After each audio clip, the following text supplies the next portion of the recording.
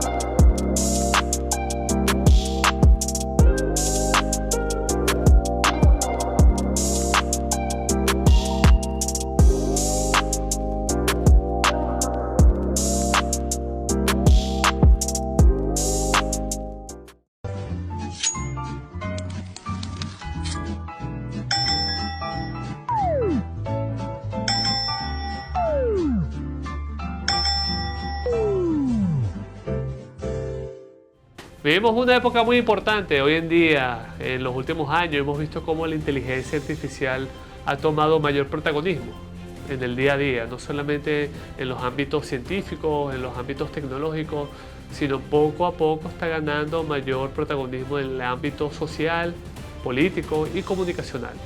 De esta manera, presentamos en este nuevo episodio de Sala Situacional Televisión cualquier avance, información sobre la inteligencia artificial. Algún concepto que está muy relacionado con esta temática es la brecha digital. Brecha, esa diferencia, ese gap entre la generación, ya sea envejecientes, población juvenil o esos jóvenes maduros de 35 a 51 años. ¿Qué mejor manera de presentar y discutir sobre las brechas digitales, el tema de la inteligencia artificial y en la región que nos compete y nos inmiscuye como es la región latinoamericana?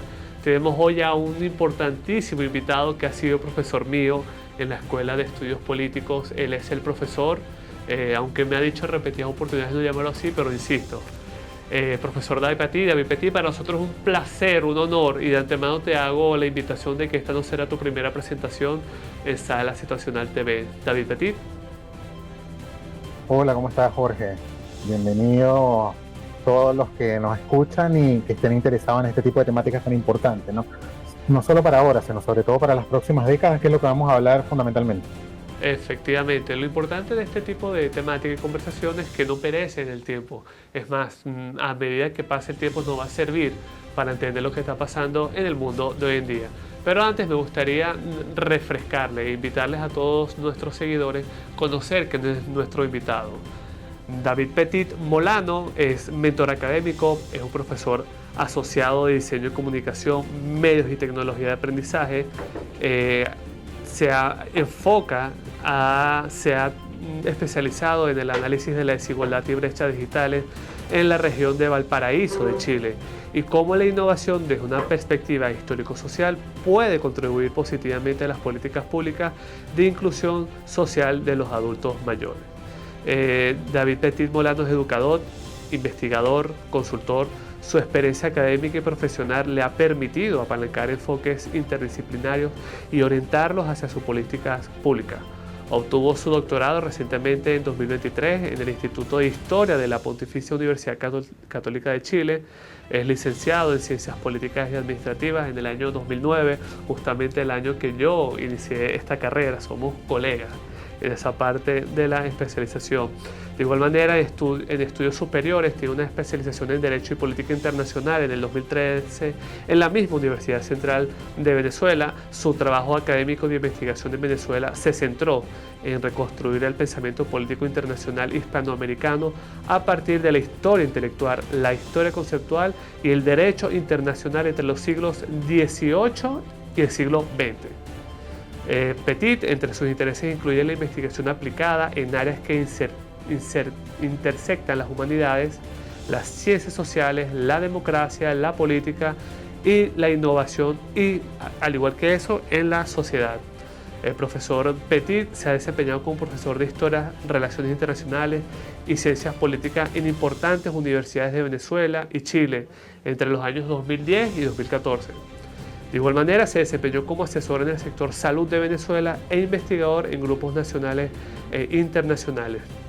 En Chile, el país donde se ubica hoy en día nuestro invitado, tiene experiencia en estudios comparativos y transversales en administración pública, ciencias sociales e innovación y desarrollo. El proyecto de David en el Columbia Global Center en Santiago se centra en abordar cuestiones sociales, políticas públicas y brechas digitales en la región de Valparaíso de Chile, desde una perspectiva humanística y comparada. En concreto, el proyecto incorpora un estudio que generará insumos clave desde las humanidades y las ciencias sociales para ayudar a redefinir los procesos de formulación e implementación de las políticas públicas.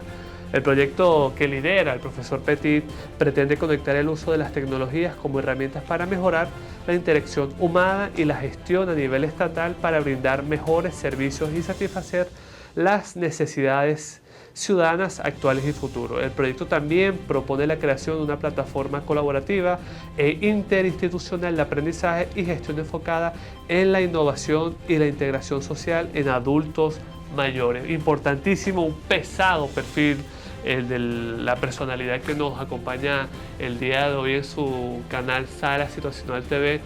Profesor, nuevamente para nosotros un honor.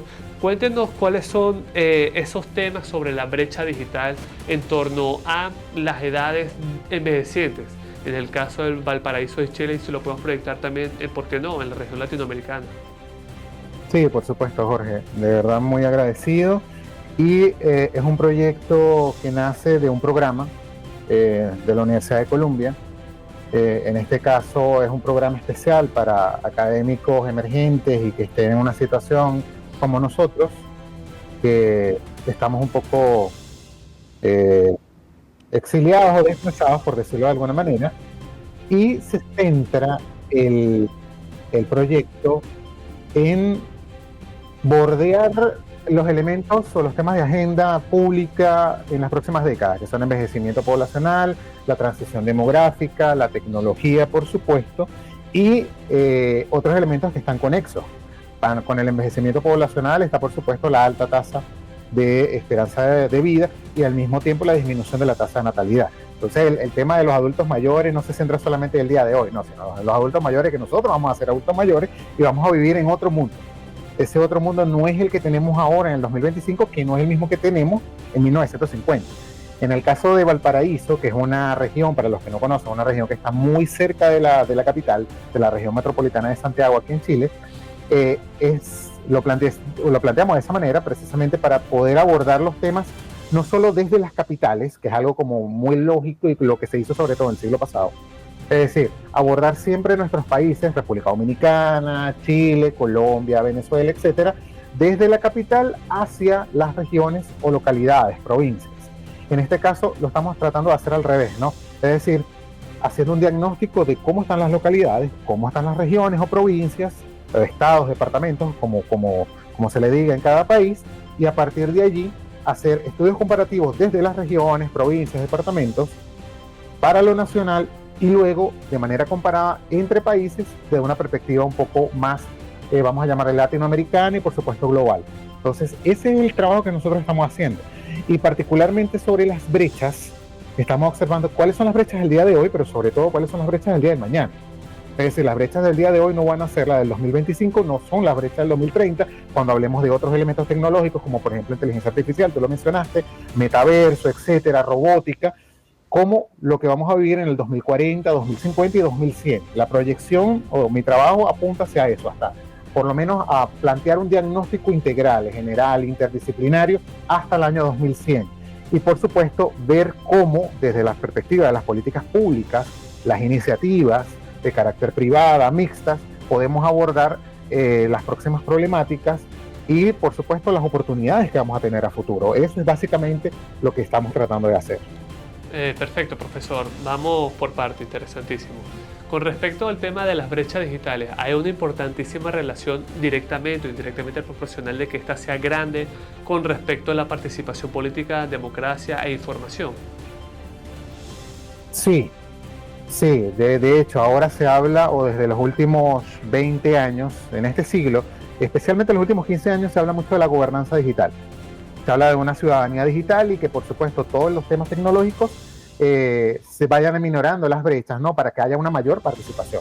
Entonces los temas de participación son fundamental para todos los espectros de la sociedad a nivel etario, que puedan precisamente plantear cuáles son sus dudas de una perspectiva democrática, por supuesto, estamos hablando en un sentido democrático en esencia, puedan participar, puedan hacer esta gestión en cuanto a cómo poder hacer esta fiscalización, ¿no? Del propio gobierno, de sus gobiernos locales, de sus gobiernos regionales, del gobierno nacional, y cómo las personas se van empoderando, ¿no? Que es un término que es muy de los últimos años, cómo hay un empoderamiento ciudadano, y en este caso un empoderamiento desde lo tecnológico, lo científico, para poder participar aún más. Entonces, el estudio de las brechas digitales parte precisamente de un elemento, en este caso político, gubernamental, no ciudadano, pero también desde otras perspectivas. El proyecto también apunta a una perspectiva socioeconómica.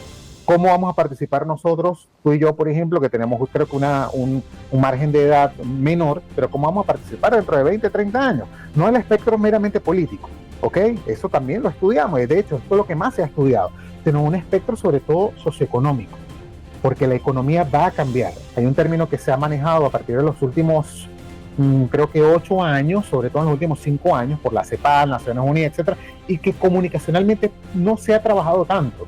De hecho, poco se consigue. Algunos académicos han hablado, sobre todo en los últimos, me atrevo a decir, los últimos 3 años de ello, de una economía intergeneracional. Ese es un término que se está colocando en boga ahora, pero es un término que anteriormente casi nadie conocía. Y esa economía la vamos a ver en los próximos años, y de eso sí podemos hablar con finos detalles, porque va a cambiar el mundo. Entonces es algo que también en este diagnóstico integral tratamos de abordar. Perfecto, hablaste sobre el tema económico. Ahí, ¿cuál de las siguientes variables crees tú que tuvo mayor incidencia sobre esa brecha? ¿El nivel socioeconómico de la persona, la región si es zona rural o urbana, o el tema de la edad? ¿Cuál crees que tú crees que fue fundamental o incidió directamente para que esta brecha haya sido grande o pequeña en tu estudio? Actualmente se han aminorado en toda Latinoamérica, aunque mi estudio parte en Valparaíso y por supuesto Chile, es un estudio que tengo que hacer o que he venido haciendo en la región latinoamericana y por supuesto global, porque es un estudio comparado. Entonces, desde la perspectiva de nosotros como politólogos, como cientistas políticos, como le llaman acá en Chile, hacer una comparación y un contraste integral de manera constante, sistemática. Las brechas se han venido aminorando de lo urbano a lo rural en cuanto a lo tecnológico, en el acceso, por ejemplo, a Internet, en el uso efectivo de Internet, en la apropiación, como le llaman algunos, en Internet, en Internet, en las tecnologías de la información y la comunicación, han venido esas brechas acortándose. En el caso de República Dominicana, tienen un concepto bien interesante, muy interesante, que en Chile no lo tenemos, que es el de la conectividad significativa. Es bien importante porque yo no lo había visto en otros países. Y cuando hablan de significativa, me parece que es importantísimo, porque lo que yo acabo de decir en cuanto al acceso, porque primero se hablaba de brecha en cuanto al acceso. Es decir, ¿tengo acceso a Internet o no tengo acceso a Internet? ¿Desde dónde tengo acceso a Internet? ¿Desde la ciudad? ¿Desde lo rural? ¿Ok? Luego pasamos a otro estadio, que es la brecha en cuanto al uso. ¿Cuántas veces uso Internet? Es decir, lo uso muchas veces, ¿cuántas veces? Posteriormente pasamos a algo que le hemos llamado la apropiación, ¿no? de esto, que es ¿para qué lo uso? Lo uso para lo laboral, lo uso para lo educacional, lo uso para la comunicación, etc. Entonces, cuando imbricamos, no conectamos todo esto, tenemos algo más significativo que ustedes en República Dominicana. Es algo que también me gustó en el caso de donde estás grabando, ¿no? De donde vives, es cómo lo han manejado, ¿no? Porque es una forma distinta, pero muy integral, que es algo que yo he venido pensando, pero no apenas lo veo, lo importante de la comparación, ¿no? Del contraste y cómo lo maneja cada país. Entonces, en este caso, hemos visto que las brechas han venido aminorándose. En cuanto a lo que preguntaste, en cuanto a factores como lo socioeconómico, también el elemento socioeconómico ha venido aminorándose, acortándose, pero la brecha más significativa, utilizando el mismo término que usan allá en República Dominicana, todavía se mantiene el vetario. Es decir, en cuanto al uso, acceso, uso y apropiación, todavía se mantiene, sobre todo a nivel etario. Es decir, una persona como nosotros, entre los 30, 40, 50 años, utiliza y está más apropiada, tiene mayor apropiación de las tecnologías de la información y la comunicación en general, muchísimo más avanzado que las personas mayores. Cuando habla de personas mayores, estamos hablando, según el término de que se conoce comúnmente en Naciones Unidas, vamos a llamarle así, más de 65 años. Obviamente, esto hay que hacerle un veremos, ¿no? En cuanto a qué va a pasar con las personas que tienen hoy más de 65 años y qué va a pasar con nosotros, cuáles son las brechas que vamos a tener nosotros dentro de unos 20, 25 años. ¿Ok? Entonces hay que ir midiendo esos niveles, porque como te dije hace un momento, esto va a venir cambiando. Pero en principio, a nivel etario todavía se mantiene, creo que la mayor brecha. En este momento, por supuesto. Ok, perfecto. Hablaste de estudios comparados. Este proyecto, sin duda alguna, es uno de ellos. Su comparación en la región latinoamericana con el resto del mundo, profesor, y desafíos de Latinoamérica en torno a la brecha digital. Sí, por supuesto. En el caso de la comparación, lo que estamos haciendo en este estudio, este es un estudio por etapas. La primera etapa fue un diagnóstico a nivel Chile y a nivel de la región de Valparaíso. Es decir, cómo está el estado, la situación en cuanto a las brechas, en cuanto al acceso, en cuanto al uso y la apropiación de las tecnologías de la información y la comunicación. En primer lugar, ¿qué es lo que encontramos? Esto es lo primero. Esto es como cuando tú vas al médico y dices, mire, ¿qué es lo que tengo? Bueno, aquí le vamos a dar un diagnóstico. Este es un diagnóstico preliminar de cómo están las brechas. Estoy trabajando en una segunda etapa. Esa primera etapa pudimos conversar un poco, tuvimos una charla magistral con el magíster de una universidad donde yo trabajo, que es la Universidad de Chile, el magíster de Gobierno y Gerencia Pública. Lo presentamos el 15 de enero, es decir, hace muy poco. Esto mismo va a salir en un paper en una revista también de la universidad, que es la Universidad de Estado y Gerencia Pública de la Universidad de Chile, por supuesto con el programa de Columbia y con el Global Center Columbia aquí en Santiago, que es en Latinoamérica solamente existen dos, que es el de Santiago y el de Río de Janeiro. El programa va a ir avanzando, más adelante podemos hablar un poco del programa, porque también les voy a invitar a ellos, pero la segunda etapa tiene que ver con lo que preguntas, es decir, con lo comparativo. La segunda etapa, ¿qué es lo que estamos trabajando ya en la segunda etapa? ¿Cuáles son las políticas públicas e iniciativas que en el marco de las brechas digitales, en el marco de las personas mayores y en este contexto de la transición demográfica, del envejecimiento poblacional y las oportunidades que se tienen, se están dando en otros países? ¿Por qué? Esto es lo que nosotros llamamos en ciencia política, como tú muy bien sabes, y para los que nos escuchan, buenas prácticas. ¿Qué es lo que queremos hacer nosotros? Lo que nosotros apuntamos es plantear este diagnóstico, luego un diagnóstico de las políticas públicas a nivel región Valparaíso, a nivel Chile, a nivel Latinoamérica y a nivel global, para poder crear posteriormente, trabajar en la creación de una plataforma colaborativa interinstitucional e interdisciplinaria entre lo público, lo privado, ONG, organismos, para saber si otras políticas públicas pueden ser viables según el contexto y las características de nuestra propia idiosincrasia, nuestras propias regiones, nuestras propias personas mayores y, por supuesto, la situación que tengamos cada uno de nosotros. No me imagino que no es la misma situación de Santo Domingo allá que la situación de Valparaíso. Sin embargo, hay situaciones muy parecidas. Cuando nosotros hacemos algún tipo, por ejemplo, lo que yo he hecho, nosotros vemos República Dominicana en 1950 y 2025, también puedo ver Chile cómo estaba a nivel de personas mayores, a nivel de envejecimiento poblacional, a nivel de natalidad, etcétera, a nivel de economía. Y también puedo ver tanto República Dominicana como Chile, como también puedo ver otros países de la región, como puedo ver otros países. Es decir, cómo han avanzado países como, por ejemplo, te puedo mencionar Singapur, Corea del Sur, Estonia. Allá se está pensando de otra manera. Todo lo relativo a la vida, a la sociedad, a la economía y la tecnología. Se están imbricando tanto que están cambiando incluso hasta los modelos de cómo vemos carreras universitarias. Como por ejemplo, un urbanista. El urbanista está casado completamente ahora con el arquitecto, con el ingeniero, con el médico, con el hacedor, el tomador de decisiones en políticas públicas. Y esto es algo que se va a venir dando de manera muchísimo más rápida en los próximos años. De hecho, ya se está dando. Ahora, dentro de 5, 10, 25 años, esto va a ser un cambio trascendental en la forma de cómo vamos a estudiar, cómo vamos a plantearnos la vida y cómo vamos a plantearnos también nuestra participación como ciudadanos. Y esa participación también toca en cuanto a qué, en que los cambios en la economía van a dar cambios y la mayor esperanza de vida van a tener cambios significativos, como por ejemplo lo que está ocurriendo, lo que acaba de ocurrir en Portugal. Una de las medidas que se toma es que, bueno, como las personas tienen mayor esperanza de vida, entonces hay que aumentar los años para jubilarse. Hay que trabajar más, porque hay unos cambios que nos van a afectar de manera determinante y esto es algo que tenemos que ver desde ya.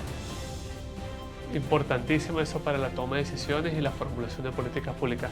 Me gustó y quiero que nuestros seguidores sepan la importancia de esta investigación porque es algo netamente con una idiosincrasia latinoamericana, una idiosincrasia chilena, porque me imagino que antes utilizaban esa información de Estados Unidos, otros países, qué sé yo, de tendencia anglosajona que no necesariamente coinciden con lo que piensan o el estilo de vida o la idiosincrasia latinoamericana y a veces chocaban con la formulación de políticas públicas.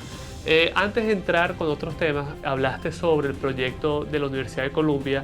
Para aterrizar a nuestros seguidores sobre esto, háblanos un poco más de esa universidad, del programa, tu involucramiento y participación en esto en Chile. Sí, este es un programa que tiene pocos años, creo que tiene 4 o 5 años. Es un programa que se llama Programa Emergente un programa en español sería como Académicos Emergentes, que es de la Fundación Mellon.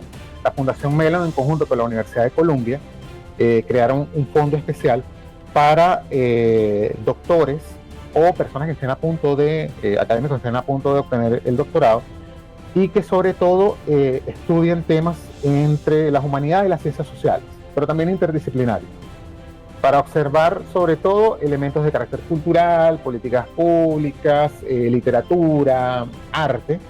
Y en el caso particular de Santiago de Chile, el programa comenzó el año pasado. Hubo pocas postulaciones porque pocos tienen el perfil de ser académicos emergentes que tengan una situación de riesgo, sobre todo que estén en exilio, estén en desplazamiento forzado, en calidad de refugiado, etcétera. Y el único en todo el hemisferio soy yo. Hay otros compañeros que están en las sedes o en los centros globales de Columbia de Nairobi, en Kenia y en Amán, Jordania. Mis compañeros son palestinos, son de Siria, son de Irán, son de Sudán, son de Yemen, son de Etiopía, y el único en este caso que trabaja en este lado del mundo soy yo en este momento. Ahora, ¿qué es importante? Es importante porque ha tenido un éxito en cuanto a la participación de académicos de estos países y que tenemos muchísimo que aportar. Y se acaba de abrir, Jorge, para académicos que estén en esta situación, aunque la sede está aquí en Santiago, se acaba de abrir para Santiago como sede para Latinoamérica y el Caribe. Es decir, van a aceptar académicos que cumplan con estos requisitos. Los requisitos están en la página de la Universidad de Columbia, en el programa, en este caso, del Columbia Global Centers. Lo pueden buscar así, Columbia Global Centers, académicos emergentes o Emerging Scholars. Y ahí están los requisitos, son los que te acabo de mencionar básicamente, y que estén en esta calidad. Está abierto creo que hasta el 19 de marzo. Así, es decir, que todavía tienen varias oportunidades y no necesariamente tienen que vivir aquí en Chile. Es lo bueno. El programa los va a invitar a que vengan a Chile por lo menos una vez, pero es interesante porque se abren las posibilidades de que varios académicos venezolanos que estén en una situación, haitianos, nicaragüenses, etcétera, en estas condiciones puedan participar y que por supuesto puedan aportar. Tenemos muchísimo que aportar y creo que es una excelente oportunidad que nos brinda una de las universidades más grandes del mundo, como es Columbia. Efectivamente. Profesor, si nos permite compartir los hallazgos de su reciente proyecto. Hemos visto con el tema de la afirmación del 86% de los hogares envejecientes, con una relación con la brecha digital. Si nos podría enumerar así afirmaciones sobre los hallazgos de su reciente proyecto de investigaciones, ¿cuáles serían? Sí, mira, te lo puedo sintetizar de manera bastante breve, ¿no? En principio, en cuanto a lo cuantitativo. En cuanto a lo cuantitativo, porque viene una segunda parte, o mejor dicho, una tercera parte. La segunda parte te la mencioné en cuanto al estudio de políticas públicas, pero voy a hacer algo interesante en Valparaíso, que es que desde la perspectiva humanística y de las ciencias sociales, vamos a hacer entrevistas y vamos a tratar con adultos mayores que están en un programa especial de una universidad en Valparaíso que se llama la Universidad Viña del Mar. Tiene un programa que se llama Universidad del Adulto Mayor. Entonces vamos a entrevistar a las personas mayores que están en esa universidad, que es un programa especial, y a las personas que le dan clase, a los académicos, instructores, etcétera, porque queremos hacer un cruce entre lo cuantitativo y lo cualitativo. Es decir, una cosa es meramente cuáles son entrevistas, estadísticas, etcétera, solamente de manera numérica, y otra cosa es ir a donde están las personas y preguntarles de manera directa cuáles son esas brechas, cuáles son las oportunidades también. ¿Por qué? Te voy a mencionar en lo que me acabas de consultar. Del 2010 al 2024 han cambiado muchísimo, o el 2024 al 2025, pero vamos a sintetizarlo en el 2024, que es hasta donde revisamos papers y un conjunto de elementos para poder levantar la información. Ha disminuido muchísimo las brechas, en general. Cuando hablo en general es que pasamos de tener, por ejemplo, un 67-70% de conectividad en Chile para el 2013 a un 94% no al 2024. No es el 86, es más del 94%. Sí, pero ya estoy hablando en general, ¿ok? Ok, perfecto. En general, porque ya vamos con el 88%, porque es interesante ver eso. Ahora, cuando hablamos en general, es de un 94% urbano y un rural que estaba por el margen del 85%. Te digo mal no recuerdo porque hay una nueva información, una nueva encuesta que acaba de salir hace horas, donde ya estamos en nivel 97% de conectividad urbana, 94% rural. ¿Ok? Pero esto es la última que ha salido y no entra en este estudio porque ha salido hace horas. ¿Ok? Ahora, ¿de dónde viene el 88%? Ahí tenemos que hacer una bajada. ¿Cuál es la primera bajada? Hay que ver los tipos de hogares. Porque primero hablamos del plano general. ¿Cuánta conectividad tenemos? Ahora, ¿cómo están compuestos los hogares? Esto es súper importante, Jorge, porque esta es uno de los puntos clave de la investigación y del mundo que viene. Los hogares en Chile los clasificamos de tres maneras: multigeneracionales, generacionales y unipersonales. También en República Dominicana lo hace, ¿ok? La Oficina Nacional de Estadística lo hace muy parecido. ¿Qué ocurre? Multigeneracionales cuando viven, por ejemplo, como en mi casa. Vive mi mamá, ¿sí? Vivo yo, viven personas menores que yo. Hay varias generaciones que conviven ahí. Es un elemento más familiar, en términos más dominicanos, ¿no? Es un hogar familiar. Ahora, una familia mixta. O sea, hay varias generaciones ahí. Pero hay hogares generacionales que también están creciendo. ¿Qué es una generación? Por ejemplo, un hogar puede ser mi esposo y yo. ¿Ok? Pero ¿qué pasa? ¿Qué es lo que se ha visto en los últimos años, sobre todo en los últimos 20 años, y especialmente lo que se va a ver en los próximos años? Los hogares unipersonales. Personas solas. No tienen descendencia, no han querido comprometerse, no se han casado, etc. Y ese es el hogar que va a crecer más en los próximos 75, en los próximos 25 y 75 años. ¿Ok? Ahora, ¿por qué te digo eso?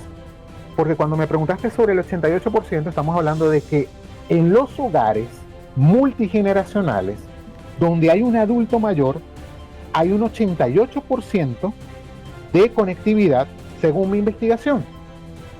Pero en ese multigeneracional es donde el jefe de hogar o jefa de hogar es una persona que no es el adulto mayor. Ejemplo, mi caso, ¿ok? Que puedo ser yo, puede ser mi esposa, porque bueno, realmente, como tú sabes muy bien, manda mi esposa, pero ese es otro tema. Pero cuando vamos a los hogares donde el jefe de hogar o jefa de hogar es un adulto mayor, la conectividad, el acceso, uso y apropiación de internet baja a 42%. Ve cómo pasamos del 88 al 42%. La mitad. Es algo súper importante, porque entonces estamos hablando que hay una gran brecha allí. No hay tantas brechas porque se han ido disminuyendo en otros aspectos. En el aspecto educativo ha venido disminuyendo en los últimos años. En el aspecto socioeconómico ha venido disminuyendo. Son todavía hay elementos a conversar allí, sí, pero han venido disminuyendo. Como por decirte que personas que viven en zonas más populares, por llamarle de alguna manera, una zona con un quintil económico menor al quintil económico superior, ha venido aminorando esa brecha. Todavía existe. Por ejemplo, en Chile estamos hablando de un porcentaje de un 9% aproximadamente.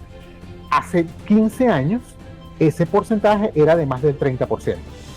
Entonces han venido aminorando. ¿Todavía existen brechas? Por supuesto que sí. Brecha de género también ha venido aminorando. ¿Ok?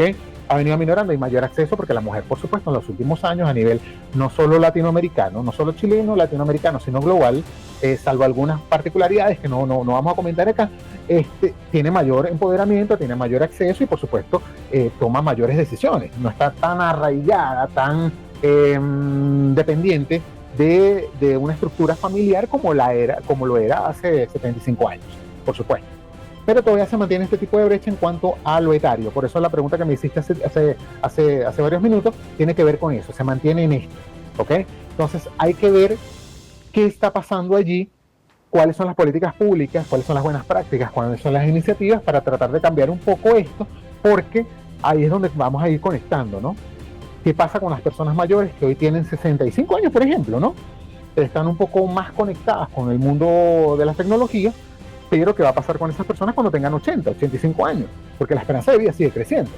En República Dominicana la esperanza de vida para el 2050 se espera que sea más de 80 años, y para el 2100 que sea más de 85 años, por ejemplo, muy parecido a Chile.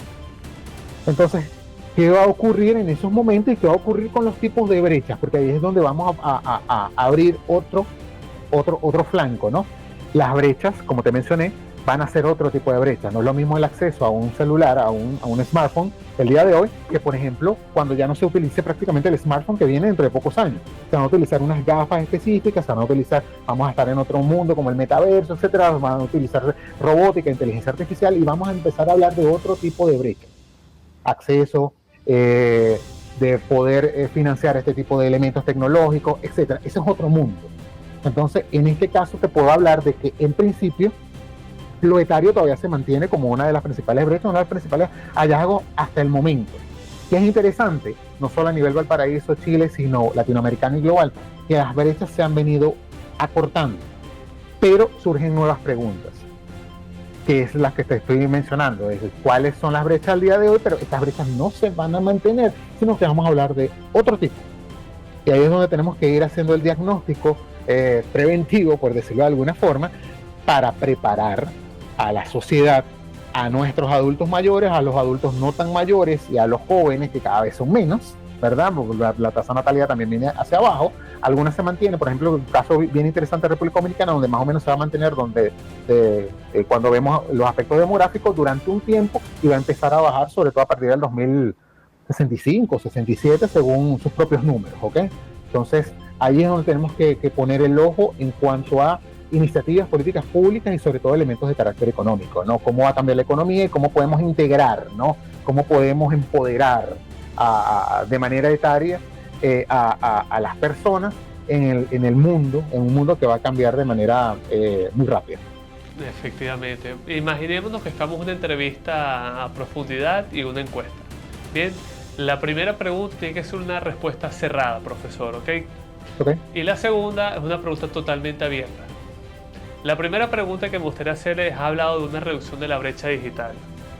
Sucintamente, ¿quién es el responsable de esa reducción de la brecha digital? Mientras que en la segunda hablaríamos ya un tema has mencionado muchísimo República Dominicana, en las cuales estamos aquí como que emocionados con el tema de todo lo que tiene que ver que has hablado usted. Entonces, la primera pregunta: ¿quién es responsable de esa reducción de la brecha y todo lo que tiene que ver con República Dominicana acerca de esta temática?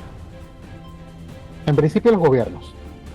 Esencialmente los gobiernos son los responsables de que la brecha, y con las políticas que se implementaron desde finales del siglo pasado y sobre todo las primeras 2 décadas de este siglo, hayan aminorado las brechas. ¿Okay? Más allá de lo que algunos piensan que es la iniciativa privada, son políticas públicas que, de manera también mixta, por supuesto, han acortado las brechas de manera significativa.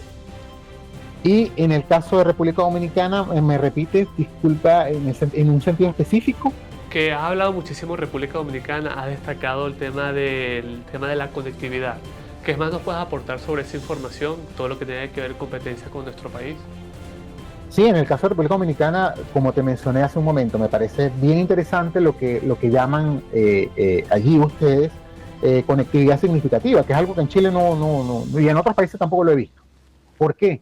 Porque integraron este tipo de elementos, ¿no? En cuanto al acceso, en principio, ¿no?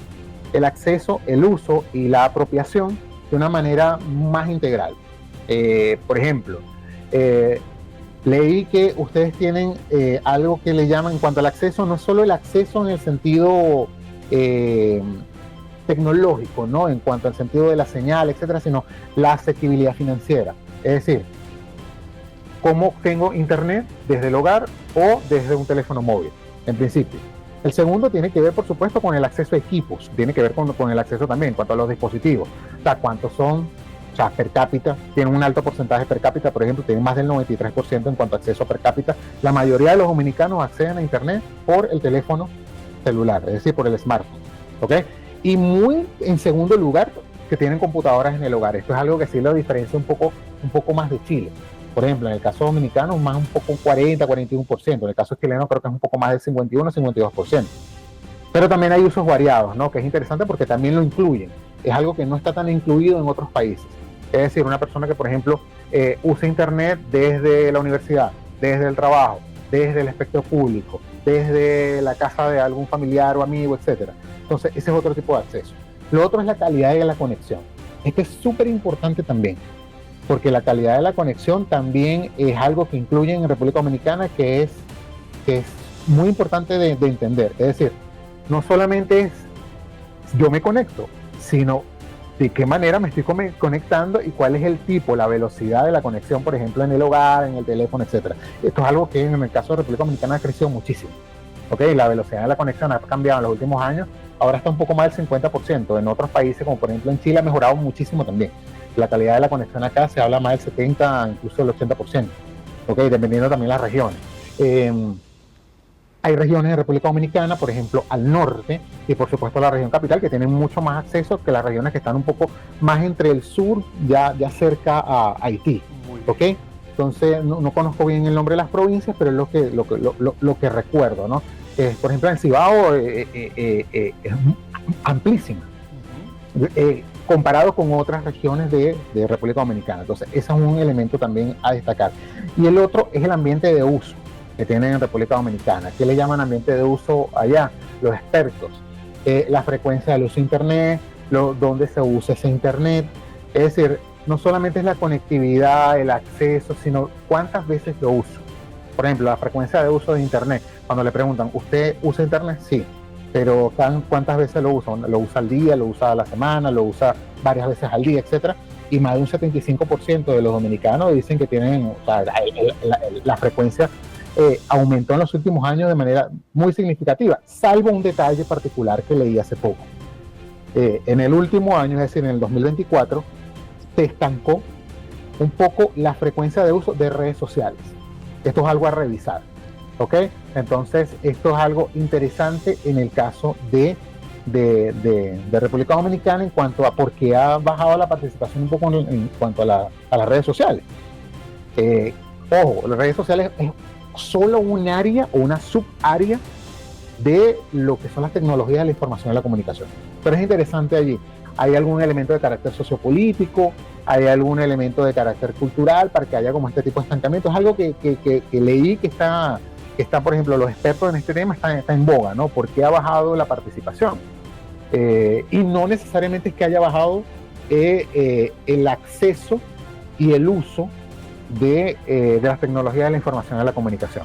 Entonces, hay algo que está pasando allí, es interesante, pero también en el caso dominicano se ha ampliado muchísimo.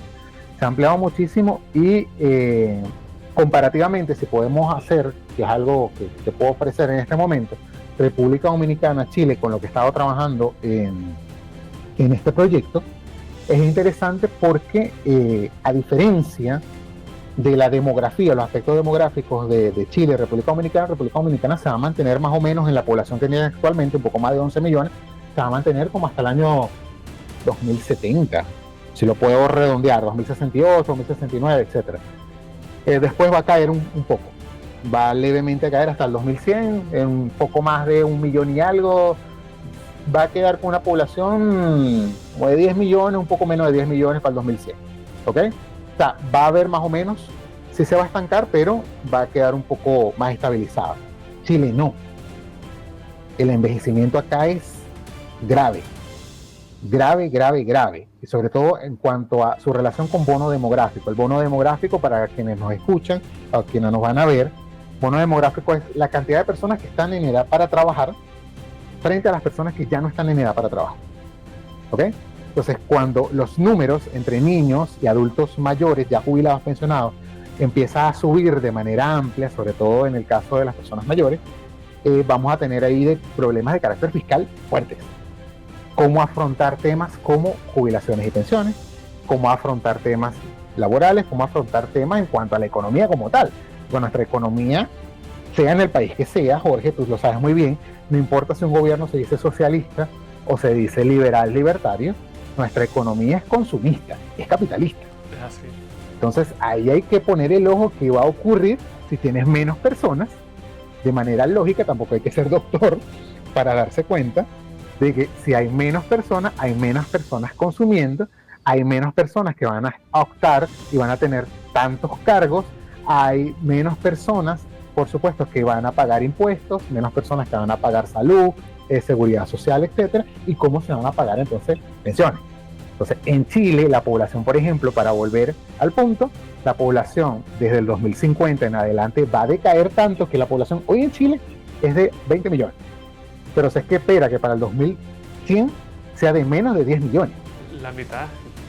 Es decir, Chile, que hoy tiene casi el doble de la población que República Dominicana, va a tener para el 2100 casi los mismos números que República Dominicana. O sea, no sé si me están entendiendo que esto es algo que para nosotros que no estaremos en el 2100, salvo alguna cosa que invente Elon Musk, no sé, o alguno de sus compañeros, de sus competidores, nosotros no lo vamos a ver, pero nuestros hijos, sobrinos, nietos, etcétera, o familiares menores, lo van a observar. Y esto va a propulsar cambios en un paradigma. La cuarta revolución industrial apenas está comenzando ahora. Y esto se viene de verdad con todo y la afectación es crucial. O sea, el cuento que nosotros, con el que yo nací, por ejemplo, de la hiperpoblación en el 2020, se desmontó en estos años de manera total. A finales del siglo pasado, el grave problema era la superpoblación y que iban a faltar recursos. Ahora el problema ya se está dando en las universidades, aparte de otros temas de carácter ideológico, etcétera, pero el problema es que no va a haber población y ni siquiera, estoy hablando del 2100. Yo he llevado mi estudio a proyecciones utilizando cálculos de las propias Naciones Unidas, CEPAL, Organización Mundial de la Salud, Organización Mundial del Comercio, etcétera. Y si vemos los escenarios 2200, 2300, son más que delicados, son de alerta, para no utilizar otro tipo de términos como catastróficos. Bueno, lo más importante es que este video va a quedarse para ese entonces y va a servir como prevención o pronóstico de parte de usted de ese escenario. Los escenarios intentan, cuando uno presenta perspectivas, como tú sabes muy bien, y sobre todo los politólogos nos encanta generar escenarios, ¿no? Los escenarios, estos son los escenarios, pero más allá de elementos de carácter ideológico, etcétera, los números nos indican esto. Ahora, el cruce de la información cuantitativa con información de carácter cualitativo también implica que podemos hacer algo ahora.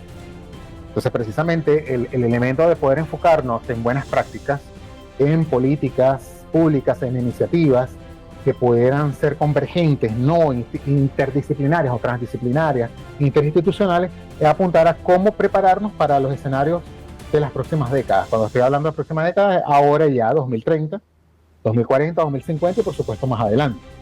Porque si no se trabaja ahora sobre eso, creo que estaremos un poco corriendo, ¿no? sobre lo que ya se está observando. Y estos números no han venido, estos números que se mantienen en cuanto al descenso de la población, en cuanto al mayor esperanza de vida, por supuesto con todos los avances de la misma tecnología, los avances de salud, la participación aún más del Estado, de los gobiernos, tratando de impulsar este tipo de elementos de manera mixta, a veces sobre todo, bueno, no sobre todo, a veces o muchas veces de manera pública, como por ejemplo lo que está ocurriendo ahora en Chile.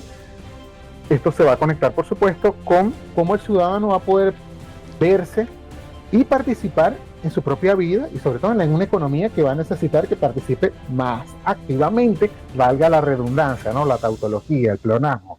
Entonces, cuando yo tenga 65 años, creo que no va a ser un año o un momento para jubilarme, porque precisamente la esperanza de vida va a ir creciendo y van a haber necesidades, etcétera, e inequidades. Van a haber ahora otro tipo de brechas. Insisto con el término brechas porque es un término que le encanta a los académicos, pero yo lo utilizo de otra manera.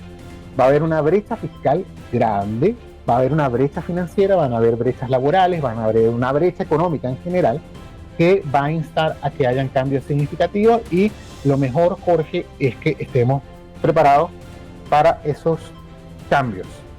¿Ok?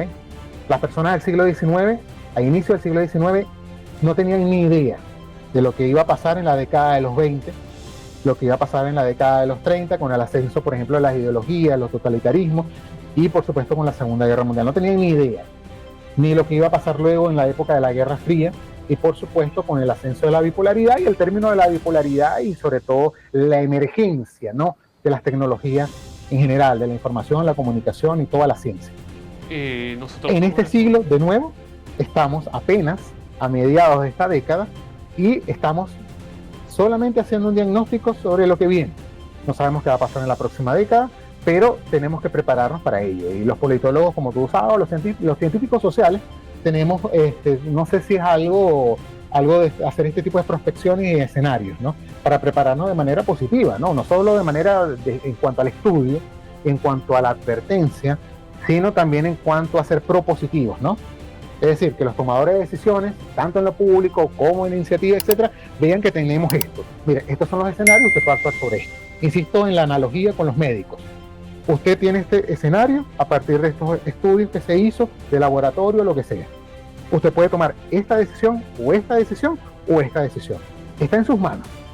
Entonces nosotros como científicos creo que tenemos una responsabilidad grandísima para con nosotros, para con nuestra sociedad y para con el mundo, porque a fin de cuentas decidimos tomar este camino y bueno, vamos a tomarlo de la mejor manera posible, ¿no? Por lo menos dejando algo, un granito de arena, de decir, mira, esta advertencia, pero no solo una advertencia, sino que también hay posibilidades y oportunidades. A mí me encanta hablar de oportunidades porque yo creo que más que hacer escenarios que a veces lo vemos como de conflicto, me gusta eso, me gusta generar oportunidades de cambio y de participación. Creo que la mejor forma de ser ciudadano, democrático, republicano, como te quieras llamar, es ver oportunidades y brindar esas oportunidades para tus conciudadanos, estén donde estén.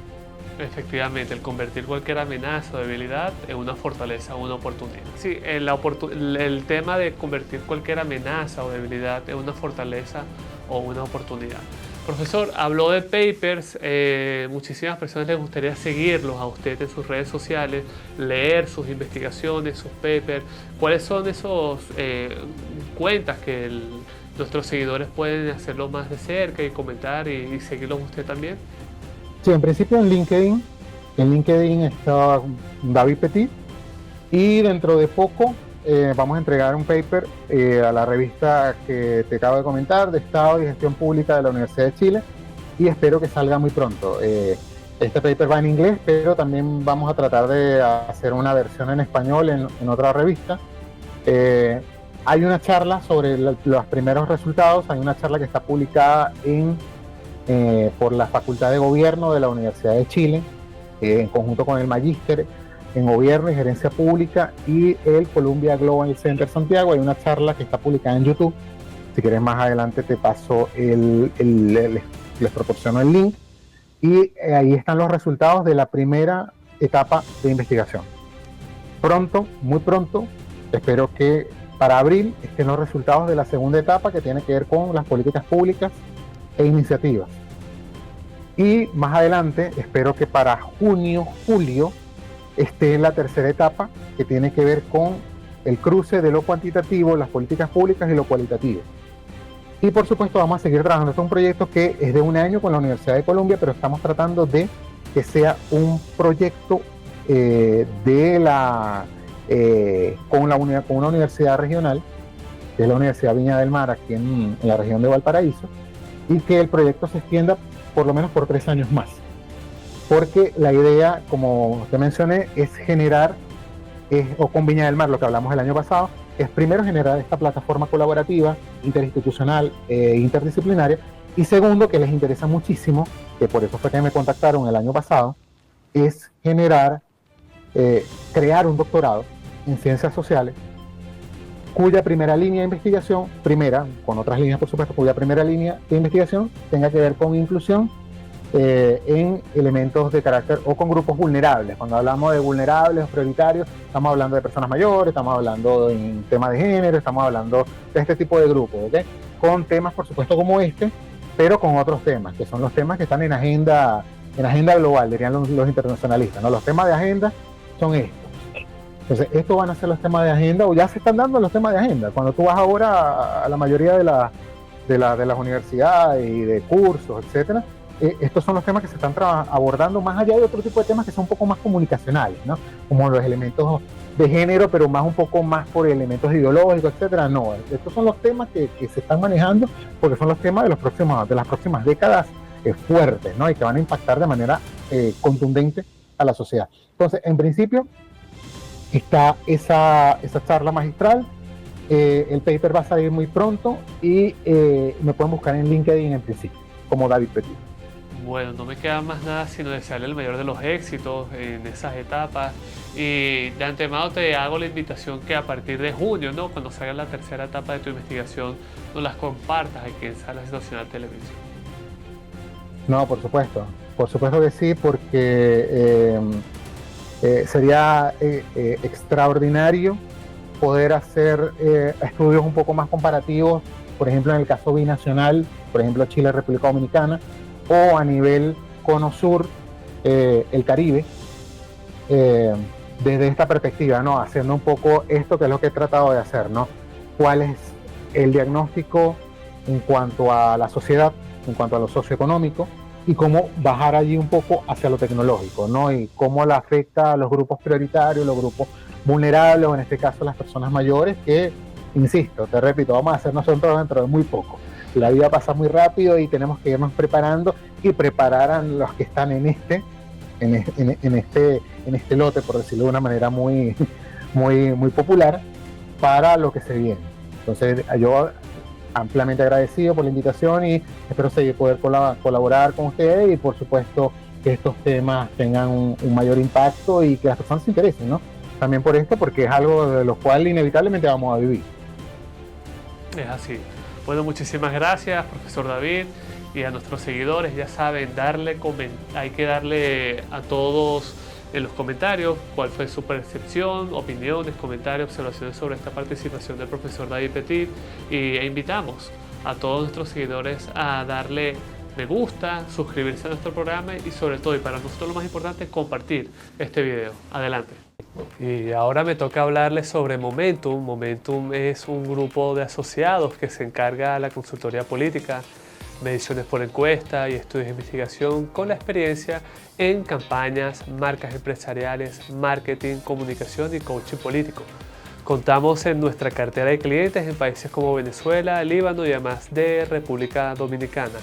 De igual manera, tenemos más de 10 años de experiencia ofreciendo servicios personalizados a la medida e integrales. Prácticamente son servicios de consultoría política en materia de investigación, encuestas hogar por hogar, coaching político, comunicación política, monitoreo de los medios, social listening, filmografía, diseño bajo la óptica estratégica y politológica, boletín informativo, monitoreo y coberturas analíticas, posicionamiento, dirección de grupos focales, creación de base de datos, contact center, tanques pensantes y desarrollos de canales de información, asesoría política, comunicación política, monitoreo y cobertura analítica, marketing político, análisis y formulación de discursos, subcontratación de mediciones, encuestas por hogar y consultoría en materia de investigación, ¿no? Momentum, no duden en contactarnos, para eso estamos.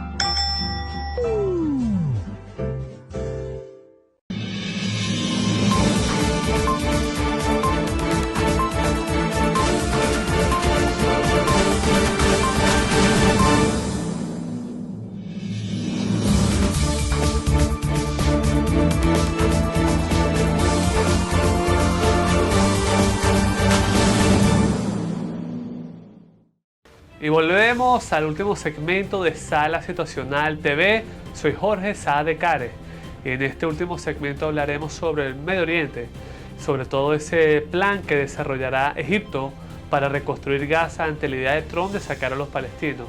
Rememorando a nuestros seguidores, en las últimas semanas Trump expuso ante Netanyahu la decisión de controlar el enclave palestino. En antítesis o en contraoferta viene el Cairo a proponer su propio plan sobre los gazatíes. Egipto está desarrollando un plan para reconstruir a Gaza sin forzar a los palestinos a abandonar la franja, en respuesta a la propuesta del presidente estadounidense Donald Trump de despoblar del territorio para que Estados Unidos pueda hacerse a cargo de él. A nuestros seguidores hay que reservar el espacio que quiere decir Trump en su propuesta para Gaza. Él busca alejar, deshacer, desocupar a Gaza de los gazatíes y reconstruir ese enclave palestino para más adelante volver a la ribera del Medio Oriente. En el caso del palestino, el periódico estatal Al-Ahram de ese país publicó que la propuesta contempla el establecimiento de áreas seguras dentro de Gaza donde los palestinos puedan vivir inicialmente durante el periodo en que las empresas constructoras egipcias e internacionales limpien y rehabiliten la infraestructura de la franja, señalando lo más importante es la creación de zonas seguras. A diferencia de la propuesta estadounidense de la Casa Blanca, ellos buscan replegar o alejar de los palestinos esa franja, mientras que la egipcia es la creación de zonas seguras, zonas amortiguadoras alrededor de la franja de Gaza y ubicar ahí a los palestinos de manera temporal. Hay que rememorar que la creación de zonas seguras la hemos visto en otros conflictos como el caso sirio, entre otros, que es esa zona de amortiguación, zona tapón entre dos unidades territoriales totalmente diferentes. Países que han participado en las conversaciones del plan de las autoridades egipcias han estado discutiendo este plan con diplomáticos europeos, así como sauditas, cataríes, emiratíes, según funcionarios egipcios y diplomáticos árabes y occidentales.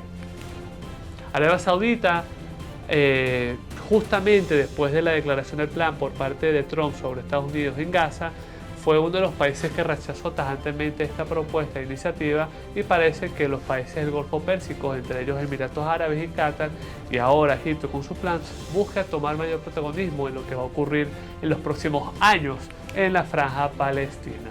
También están analizando formas de financiar la reconstrucción, incluyendo una conferencia internacional sobre la reconstrucción en Gaza, dijeron unos funcionarios egipcios y un diplomático árabe. En la mayoría de los casos de los conflictos bélicos, post-conflictos bélicos, siempre ha surgido el debate importante sobre quién va a financiar o quién va a participar en la reconstrucción de ese país devastado por la guerra. Me acuerdo cuando me encontraba en el Líbano, participé en un tanque pensante en donde enumeraba cuáles eran los posibles países que participarían en la reconstrucción de Siria. Y la mayoría de los dedos señalaron y apuntaron a los países del Golfo. Parece que ocurre lo mismo ahora en el caso Gazatí. Los funcionarios y diplomáticos hablaron bajo condición de anonimato porque la propuesta aún está siendo negociada. El secretario de Estado de Estados Unidos, Marco Rubio, que estuvo en Arabia Saudí el lunes en una gira por la región, ha dicho que Washington está dispuesta a escuchar propuestas alternativas. Rubio dijo el jueves que si los países árabes tienen un mejor plan, entonces eso es genial. Parece que Rubio le da bienvenida a cualquier iniciativa árabe en torno a Gaza para ver si busca una especie de equilibrio o un punto medio de lo que ocurriría en esta franja palestina.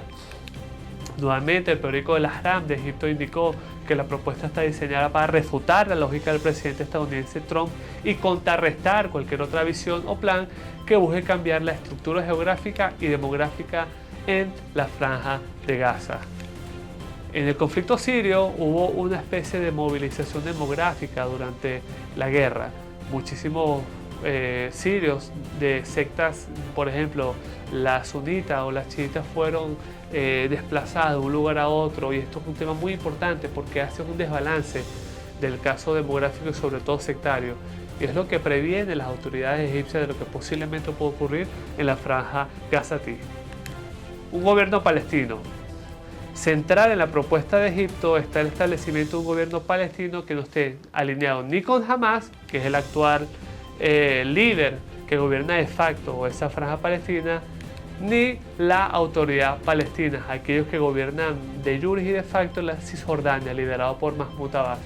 Hay que hacer un contexto sobre las diferentes vertientes de los palestinos. Una está la vertiente nacionalista, que es la autoridad palestina, los sucesores de Yasser Arafat, frente a los islamistas, de los hermanos musulmanes, que son los de Hamas. En la mayoría de los casos no coinciden, son totalmente, no vamos a decir enemigos, pero no se llevan muy bien estas dos vertientes de los palestinos de lo que está sucediendo, mucho menos en el conflicto árabe-israelí. Por la parte de Hamas siempre apoya la solución de un solo Estado y que este sea el palestino, mientras que el caso de la Autoridad Nacional Palestina, OLP, Yasser Arafat, nacionalista, Mahmoud Abbas, siempre optan una especie más moderada en donde optan por la opción y la posibilidad y solución de dos estados. Sobre todo para gestionar la franja de Gaza y supervisar los esfuerzos de la reconstrucción. También se contempla algo muy importante para el tema de los estados, recurriendo a la teoría de las ciencias políticas. Uno de los elementos indispensables para la formación o la presencia o la existencia de un Estado-nación es la presencia de fuerzas armadas, que el monopolio legítimo de las armas esté en esta persona, que sería el Estado. Y por eso es que esta propuesta egipcia habla de la contemplación de la creación de una fuerza policial palestina compuesta principalmente por ex policías de la autoridad palestina que pertenecieron en Gaza luego que Hamas tomó el control del enclave en 2007, con refuerzos de fuerzas entrenadas de Egipto y Occidente. Hay que remarcar que la ideología que preserva o priva, en el caso de Hamas, es de los hermanos musulmanes, frente o antítesis de la que estaría en Egipto, a pesar de que el presidente egipcio se la lleva como que muy bien, ha entablado conversaciones con sus pares cataríes y turcos. Anteriormente el expresidente depuesto egipcio era de esta tendencia, hermanos musulmanes. Ante la pregunta sobre la posibilidad de desplegar una fuerza árabe en Gaza, un funcionario egipcio y un diplomático árabe subrayaron que los países árabes solo aceptarán si existe un claro camino para el establecimiento de un Estado palestino independiente. Últimamente los medios y los analistas han discutido, asomado la posibilidad de resurgir esa idea de la formación de un Estado, de un ejército árabe único. Hemos visto como hace 10 años le habíamos hecho seguimiento a esa OTAN árabe, en donde estaría compuesta por países del Golfo Pérsico. Hasta ahora no ha habido nada claro en torno a este tema, pero parece que esos indicios dan la iniciativa de que se puede crear un solo Estado, un solo ejército de esta etnia árabe. Por su parte, el primer israelí Benjamin Netanyahu rechazó cualquier Estado palestino, así como cualquier papel para Hamas o la autoridad palestina respaldada por Occidente en el gobierno de Gaza, aunque no ha presentado ninguna alternativa clara. En la propuesta de Trump sobre Gaza no ha enunciado ni ha explicado la creación o qué sucederá sobre Gaza y quién regirá sobre este territorio, si será la autoridad palestina, si sería otro funcionario, si será directamente Occidente o Estados Unidos. Mientras que el caso egipcio, con esta propuesta de iniciativa, ya es un poco más clara. Hamas, por su parte, ha manifestado que está dispuesto a renunciar al poder en Gaza. El portavoz de Hamas, Al-Qanun, dijo en AP el domingo que el grupo miliciano ha aceptado ya sea un gobierno de unidad palestina sin la participación de Hamas o un comité de tecnócratas para gestionar el territorio. La autoridad palestina, que hay que recordarles que gobierna en áreas de Cisjordania, se ha opuesto hasta ahora a cualquier plan para Gaza que la excluya. Por su parte, un diplomático occidental indicó que Francia y Alemania han respaldado la idea de que los países árabes desarrollen una contrapropuesta al plan de Trump y que el presidente egipcio Al-Sisi discutió los esfuerzos de su gobierno con el presidente francés Macron en una llamada telefónica a principios de este mes. El ministro de Relaciones egipcio también informó al ministro de Exteriores alemán y a otros funcionarios de la Unión Europea al margen de la Conferencia de Seguridad de Múnich la semana pasada sobre esta iniciativa. Funcionarios de Egipto, Arabia Saudita, Qatar, Emiratos Árabes Unidos y Jordania discutirán la propuesta de Egipto en una reunión en Riad esta semana antes de presentarle en la cumbre árabe a finales de este mes, afirmaron un funcionario egipcio y un diplomático árabe.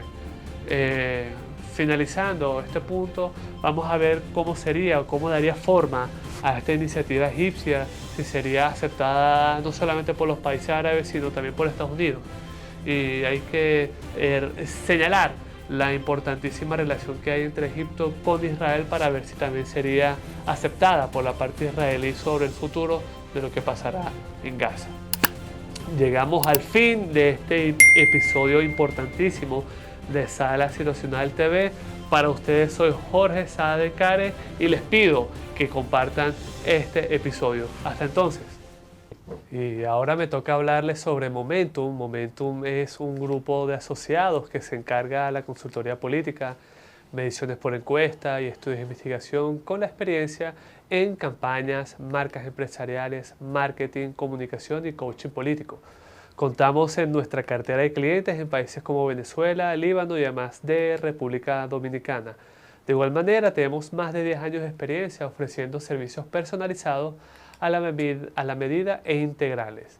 Prácticamente son servicios de consultoría política en materia de investigación, encuestas hogar por hogar, coaching político, comunicación política, monitoreo de los medios, social listening, filmografía, diseño bajo la óptica estratégica y politológica, boletín informativo, monitoreo y coberturas analíticas, posicionamiento, dirección de grupos focales, creación de base de datos, contact center, tanques pensantes y desarrollos de canales de información, asesoría política, comunicación política, monitoreo y cobertura analítica, marketing político, análisis y formulación de discursos, subcontratación de mediciones, encuestas por hogar y consultoría en materia de investigación. Momentum, no duden en contactarnos, para eso estamos.